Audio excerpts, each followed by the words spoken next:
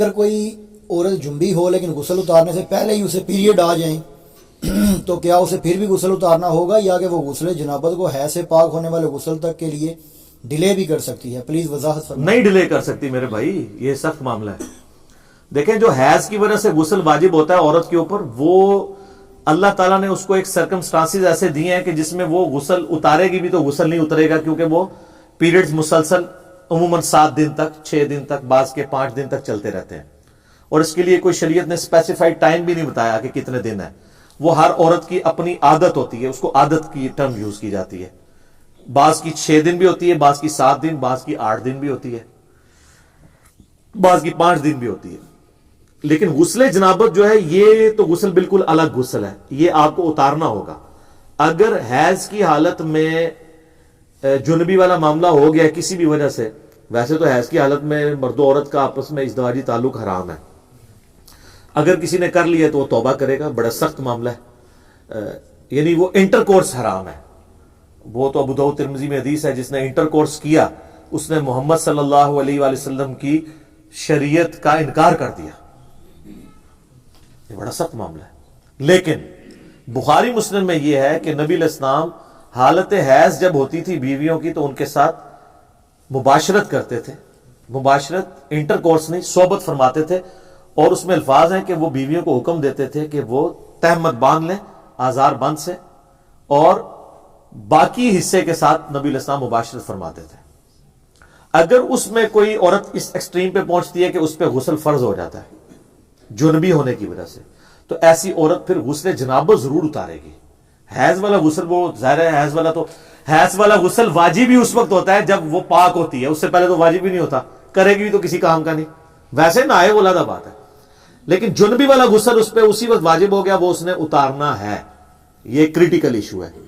اب وہ یہ کہہ سکتے ہیں کہ جی نماز تو کوئی نہیں پڑھنی، نماز کے علاوہ بھی تو آپ نے جنبی تو نہیں رہنا، اور عموماً آپ دیکھتے ہیں اس طرح کی حالت میں عورتوں کے اوپر جنات کا حملہ بھی ہو جاتا ہے، بعض اوقات وہ کہتے ہیں جی شیاطین کا حملہ ہو گیا ہے، جادو ہو گیا ہے۔ اگر آپ ناپاکی کی حالت میں مسلسل رہیں گے اور پھر کوئی اذکار بھی نہیں کریں گے تو حملہ تو ہوگا۔ آپ تو یعنی بڑی اچھی گراؤنڈ پرووائڈ کر رہے ہیں جنات کو کہ آئیں، اس لیے صبح و شام کے اذکار جو ہیں وہ جنبی نے بھی جنابت کی حالت میں بھی کرنے ہیں اور حیض والی عورت نے بھی کرنے ہیں، سوائے قرآن پاک کی تلاوت کے، کیونکہ مولا علی کا قول ہے جامع ترمذی میں کہ نبی علیہ السلام کو حالت جنابت کے سوا کوئی حالت قرآن پڑھنے سے مانے نہیں ہوتی تھی۔ لیکن یہ جو حیض والا جو معاملہ ہے یہ بھی حکمی نجاست ہی ہے، جس طرح کہ جنبی ہونا حکمی نجاست ہے، یہ حقیقی نجاست نہیں ہے، وہ خون تو ناپاک ہے ہی ہے، لیکن اس کی وجہ سے کوئی عورت پلید نہیں ہوگی کہ وہ بچے کو دودھ نہیں پلا سکتی، ہنڈیاں نہیں پکا سکتی، لوگ کہتے ہیں نا جی یہ نہیں کر سکتی، نہیں۔ بخاری مسلم میں حدیث ہے، اما عائشہ کہتی ہیں کہ نبی علیہ السلام حالت حیض میں اپنی بیویوں کی گود میں سر رکھ کے قرآن پڑھ لیا کرتے تھے، ٹھیک ہے، کس لیول تک۔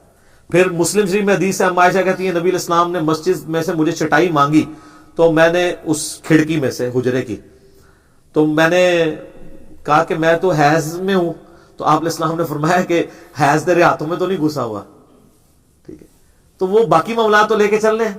حتیٰ کہ بخاری مسلم میں حدیث ہے، حضرت ابو ہریرہ کہتے ہیں کہ رضی اللہ تعالیٰ عنہ، ایک دن میں گھر سے نکلا تو نبی علیہ السلام مجھے راستے میں مل گئے، تو آپ مجھ سے گفتگو کرنا شروع ہوئے، تو میں چپ کر کے پیچھے کھسکتا نکل گیا، غسل کر کے واپس آیا۔ آپ نے فرمایا ابو ہریرہ کدھر گئے تھے؟ کہا یا رسول اللہ میں ناپاک تھا تو میں غسل کرنے گیا تھا، جنبی تھا۔ آپ فرمایا مومن تو کبھی ناپاک نہیں ہوتا، یعنی یہ غسل جنابت حکمی نجاست ہے، حقیقی نجاست نہیں ہے، لیکن اس کو بھی اتارنا ضروری ہے، لیکن اتنا ڈیلے نہ کیا جائے کہ اگلی نماز کا وقت آ جائے عام حالت میں۔ وہ تو اما عائشہ کی ترمذی میں حدیث ہے نا بڑی زبردست، ایک شخص نے آ کے پوچھا کہ اے اماں بتائیے کہ نبی علیہ السلام وتر کی نماز عشاء کے ساتھ ہی پڑھ لیتے تھے یا آخر وقت میں پڑھتے تھے؟ ان کا بیٹا کبھی ساتھ ہی پڑھ لیتے تھے اور کبھی آخر وقت میں پڑھتے تھے۔ اس نے کہا اللہ اکبر، الحمدللہ، تمام تعریفیں اس اللہ کے لیے جس نے دین میں اتنی وسعت رکھی ہے۔ پھر اس نے کہا کہ اماں یہ بتائیے کہ نبی علیہ السلام تہجد کی یا رات کی نماز بلند آواز میں پڑھتے تھے یا آہستہ آواز میں؟ ان کا بیٹا کبھی بلند آواز میں پڑھتے تھے، کبھی آہستہ آواز میں۔ انہوں نے پھر نعرہ بلند کیا کہ اس اللہ کے لیے تمام تعریفیں جس نے دین میں اتنی آسانی رکھی ہے۔ پھر اس نے کہا کہ نبی علیہ السلام جو حالت جنابت کا غسل ہے وہ رات کو فوراً ہی اتار لیتے تھے یا فجر سے پہلے آخری پہر میں اتارتے تھے، ان کا کبھی فوراً اتار لیتے تھے اور کبھی آپ ڈیلے کر کے فجر کے وقت بھی اتار لیتے، کیونکہ اصل مقصد تو نماز پڑھنا ہے نا، اگلی نماز تک گیپ نہ آئے۔ تو اس نے کہا اللہ اکبر، تمام تعریفیں اس اللہ کے لیے جس نے دین میں اتنی آسانی رکھی ہے۔ ایک نسائی میں روایت ہے جس کی صحت میں اختلاف ہے، اور میری رائے بھی ان لوگوں کے ساتھ ہے جو اسے ضعیف سمجھتے ہیں، کہ جی جس گھر میں کتا تصویر اور جنبی ہو وہاں رحمت کے فرشتے نہیں آتے۔ یہ روایت جنبی والے الفاظ جو ہے نا، یہ بخاری مسلم میں نہیں ہے، نسائی میں ہے۔ بخاری مسلم میں صرف کتے اور تصویر کا ذکر ہے، اور وہ بھی کتا وہ جو حفاظت اور شکار کے علاوہ پالا جائے، اور تصویر وہ جو عبادت کے لیے ہو، عام تصویر کے لیے حکم نہیں ہے۔ جنبی والے الفاظ بخاری مسلم میں نہیں ہے، لہذا شیخ البانی کا جو موقف ہے نا کہ یہ روایت ضعیف ہے نسائی کی، تو میرا موقف اس کے ساتھ ہے۔ یہ اتنے سارے مسائل میں ساتھ جو میرے دماغ میں آ رہے ہیں، جو میں پھر بدی بات کرنی ہوتی ہے کہ اس چیزیں جڑی ہوئی ہیں تاکہ لوگ لرن کریں۔ تو غسل جنابت اگر کسی عورت پہ آئے، حیض کے غسل کا وہ انتظار نہیں کرے گی، وہ غسل اتارے گی۔ اور یہ بھی یاد رکھیے گا، غسل جنابت عورت کے لیے آسان ہے۔ بخاری مسلم میں کہ نبی علیہ السلام نے اجازت دیا عورتوں کو کہ وہ سر کی چوٹیاں کھولے بغیر بھی غسل کر سکتی ہیں۔ چوٹیاں میں کتنی گرا ہوتی ہیں، پانی تو ایک جگہ نہیں پہنچے گا۔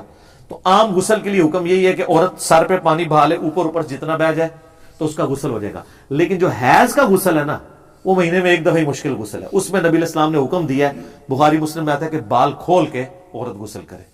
عام جو عورت کا غسل ہے اس میں بال کھولنا ضروری نہیں، کھولتی ہے تو ٹھیک ہے، آج کل تو بڑی آسانی ہے، پانی بھی کھلا ڈلا ہے، شاور کی وجہ سے خطرہ بھی نہیں رہتا۔ بال وہ بڑا وہم کرتے ہیں، اتنا وہم نہ کیا کریں، تو آسانی ہے۔ تو اس میں کیونکہ نبی علیہ السلام کے مبارک زمانے میں ایک ایشو بھی اٹھا تھا، آپ کو پتہ ہے نا، آپ کی وفات کے فوراً بعد عبداللہ بن عمر عورتوں کو حکم دیتے تھے کہ وہ حالت جنابت والا غسل بھی بال کھول کے کریں گی۔ اما عائشہ تک یہ بات پہنچی، مسلم شریف میں آتا ہے، اما عائشہ ناراض ہوئی، انہوں نے کہا یہ عبداللہ بن عمر عورتوں کو چوٹیاں منڈوا دینے کا حکم کیوں نہیں دیتا؟ نبی علیہ السلام نے ہمیں کبھی اس چیز کا حکم نہیں دیا کہ ہم عام غسل کے لیے بھی چوٹیاں کھولیں، اتنا تردد کریں، پھر بعد میں بال خشک کرنا ایک تردد ہے نا۔ آج کل تو آپ کے پاس خشک کرنے والے ڈرائرز موجود ہیں، پہلے کیا تھا؟ تو پھر الٹا پانی بھی زیادہ چاہیے ہوگا۔ تو سیدہ عائشہ نے کہا کہ وہ غسل حیض والا غسل ہے جس میں بال کھولنے کا ہے، تو عبداللہ بن عمر پہ وہ ناراض ہوئی۔ اسی کانٹیکسٹ میں آپ اس بات کو سمجھ سکتے ہیں جو اکثر شیعہ کی طرف سے اعتراض ہوتا ہے کہ اما عائشہ نے 2 تابعین کو غسل کر کے دکھایا تھا، تو یہ بڑی بےہودہ روایت ہے بخاری کے اندر۔ سر آپ ان حالات و واقعات کو سمجھیں، کوئی بےہودگی نہیں ہے اس کے اندر۔ غسل سامنے کر کے نہیں دکھایا تھا، وہ 2 تابعین ملنے کے لیے، اور وہ یہ کہہ رہے تھے کہ ہمارے بال اتنے گھنے ہیں، ہم تو یہ 6 لیٹر پانی سے، اس زمانے میں وہ جو کیلکولیشن کر کے 6 لیٹر پانی سے غسل نہیں کر سکتے۔ تو اما عائشہ نے کہا کہ نبی علیہ السلام کے بال تم سے زیادہ گھنے تھے، وہ تو اتنے ہی پانی سے غسل کر لیا کرتے تھے آدھی بالٹی کے ساتھ۔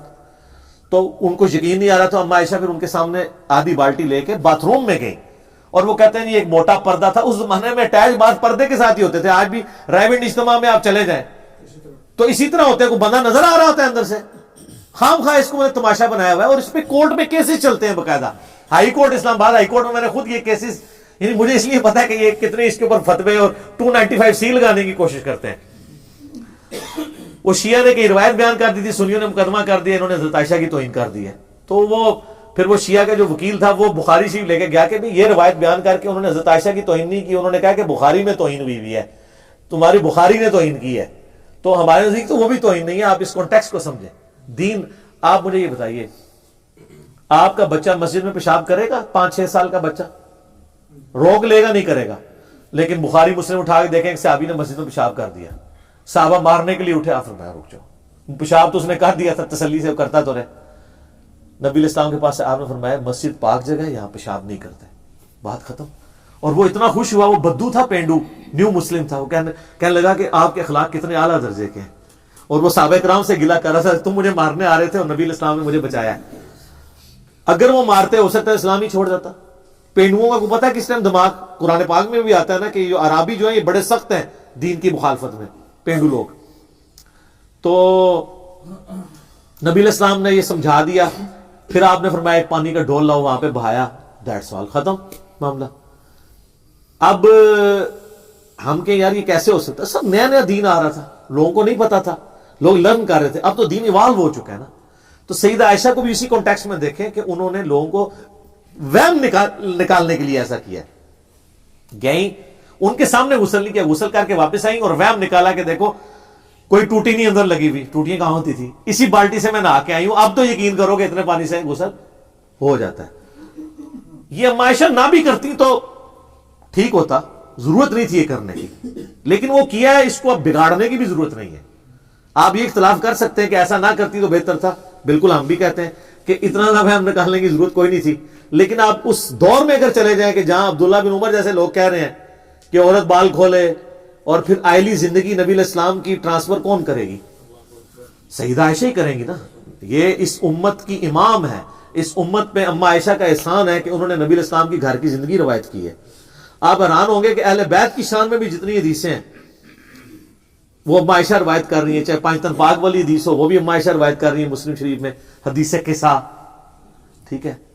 تو سیدہ عائشہ نے ہر وہ بات جو نبی علیہ السلام کے گھر سے تعلق رکھتی تھی, حضرت ختیجہ سے جیلس ہوتی تھی اما عائشہ, لیکن ان کی شان میں ساری حدیثیں بھی انہوں نے بیان کی ہیں, ٹھیک ہے. منصف مزاج تھی نا, اور وہ یہ مانتی تھی کہ بھئی ختیجہ جیسا کوئی نہیں ہے, پھر میرے وہ رکت اجازت نہیں دے گی میں حدیثیں بیان کروں, میں اسی کو اسی پہ کنکلوڈ کرتا ہوں. ٹھیک ہوگا جی. تو وہ غسل جنابت والا اتارے گی, حیض والا غسل اس کو الگ سے اتارنا ہوگا. البتہ حیض والی رات ہی اگر اس کے ساتھ ایسا معاملہ ہو جاتا ہے تو ایک غسل ہی دونوں کے لیے کفایت کر جائے گا, پھر دو غسل نہیں کرنے ہوں گے. یہ بھی یاد رکھیے, جمعے کا دن ہو اور اس دن بائی چانس عید بھی آئی ہو اور بائی چانس آپ جنبی بھی ہو تو آپ کو 3 غسل نہیں کرنے ہوں گے, ایک غسل تینوں کے لیے کفایت کرے گا. اس طرح ایک عورت جنبی تھی اور اسی دن بائی چانس کے پیریڈز بھی ختم ہو گئے, تو اب وہ صبح اٹھ کے جب ایک غسل کر لے گی نا تو غسل جنابت بھی ادا اور حیض والا غسل بھی ادا. مجھے لوگ تو کہتے ہیں جی علم دین آئے نا بندہ مشکل میں پھنس جاتا ہے. سر علم دین آئے تو شریعت بہت آسان ہو جاتی ہے. وہ اس لیے کہ سب کانٹیننٹ میں جو شریعت آپ کو بتائی گئی ہے وہ اتنی اوکھی کر کے بتائی گئی ہے کہ آپ سوچ بھی نہیں سکتے, یہ چیزیں ہے ہی نہیں تھی. ہم نے یقین کرے اسلامی بہنوں کو یہ بات بتائی ہے نا کہ آپ بچوں کی دیکھ بھال کرتی ہو, آپ تردد میں پڑھتی ہو, آپ نمازیں روزانہ جمع کرو, تو لوگوں نے نمازیں شروع کر دی ہیں کہ یار 3 ٹائم ہی وضو کرنا ہے نا, فجر کا کیا, زور اثر کٹھی پڑی, مغرب عشاء جس ٹائم ملے پڑھ لے. پہلے تو بیچاروں کو ٹینشن ہوتی تھی یار نماز قضا ہو جائے گی, او جناب وہ زور کا وقت نکل رہا ہے. انہوں نے بتایا زور کا وقت 12 بجے سے لے کے مغرب تک موجود ہے, جس ٹائم مرضی ٹائم ملے پیچ ملے میں پڑھ لوں, اور مغرب عشاء کا ٹائم غروب آفتاب سے فجر کا وقت شروع ہونے سے پہلے کسی بھی وقت پڑھ سکتی ہوں. بلکہ وہ تو 3 نمازیں بھی کٹھی, ملکین تو نہیں پڑھ سکتی وہ, لیکن 3 نمازیں کٹھی ہو سکتی ہیں. آپ فجر کا وقت داخل ہونے سے آدھا گھنٹہ پہلے اٹھیں اور اس وقت آپ مغرب اور عشاء پڑھ لیں, اور فجر کا وقت داخل ہوتے ہی فجر پڑھ لیں, 3 نمازیں ایک وضو سے. سر دیکھو ساڈے اسٹوڈنٹ بزرگوں بھی چھوڑ گئے تھے, بزرگ عشاء دے وضو نال فجر پڑھتے سن, ساڈے اسٹوڈنٹ مغرب دے وضو نال فجر پڑھتے تھے. ہاں مغرب عشاء اور فجر پڑھ سکتی ہیں کیونکہ عورت پہ جماعت بھی کوئی نہیں ہے نا, ٹھیک ہے.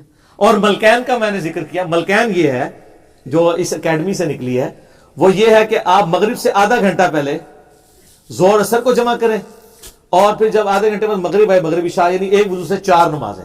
تو آڈے بزرگ ایک وضو نال 2 نمازاں پڑھتے سن, عشاء اور فجر.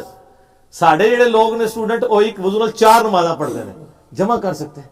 اور مسافر کے لیے تو ویسی کوئی قدغہ نہیں ہے, مقیم بھی کر سکتا ہے.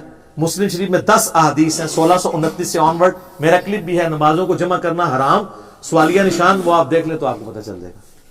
کتنے مسائل پتہ چل گئے, ٹھیک ہے. جھومیں جناب, علم دین حاصل کریں اور موجوں کی زندگی گزاریں, ٹھیک ہو گیا.